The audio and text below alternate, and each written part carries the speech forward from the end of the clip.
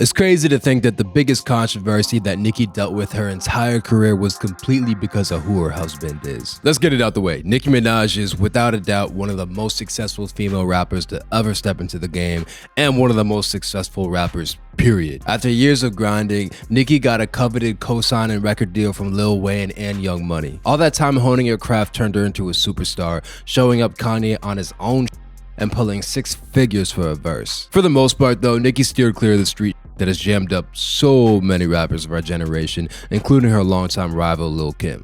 Not to say that she doesn't want the smoke, she's publicly beefed with a bunch of celebrities, radio hosts, and rappers from Remy Ma to Miley Cyrus to Cardi B and the whole lineup at Hot 97. But in the last few years, Nicki's notoriety increased due to her reunion with an old flame from the neighborhood which she grew up in. Kenneth Petty first dated Nicki back when they were teenagers at LaGuardia High School in Queens. It was short-lived and the two of them went their separate ways. Nicki went on to hustle towards making it in rap, while Petty spent 4 years in prison after being convicted of a first-degree attempted rape. After being released, Petty was locked up again for manslaughter charges, downgraded from a second-degree murder after he copped up to shooting a man named Lamont Robinson multiple times. Petty served 7 of the 10-year sentence and reconnected with Nicki in 2018.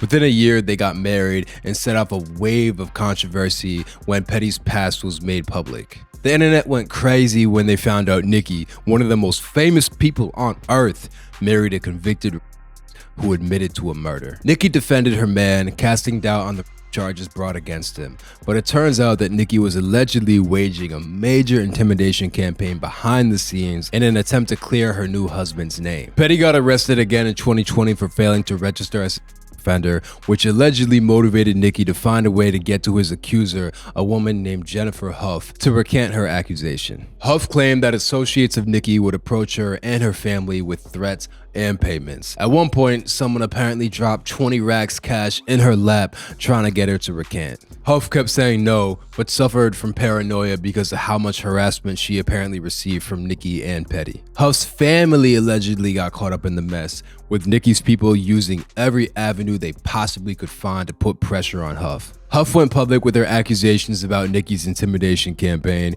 which dragged the whole thing into court. In the midst of all this, Nicki and her husband got flagged with accusations that they were blood affiliated due to a video of Nicki and Petty riding through New York with a bunch of gang signs thrown around them. Because of this video, Nicki and Petty were accused of being linked to Mac Balla Brims, a violent set of Bloods who the NYPD says is the most powerful gang in the city. They're one of, if not the biggest blood set in the city, and they're responsible for countless murders, robberies, and kidnappings. Huff even claims that one of the Brims took to Twitter shortly after the video dropped and directly threatened her life, tweeting, "Jennifer, if you see this, the mocks are coming to get you." Nicki ended up refuting everything in court, obviously, claiming the video shows a bunch of fans coming up to her in public and that she has no existing gang ties. The fallout of all this remains to be seen, but it goes to show you the lengths that Nicki Minaj will go in order to get what she wants. She's accused of using mafia tactics in order to scare an SA victim to back down. When you combine that with her husband's record and the fact that she's willing to risk it all in order to clear his name, Nicki might be more tied in now than ever before.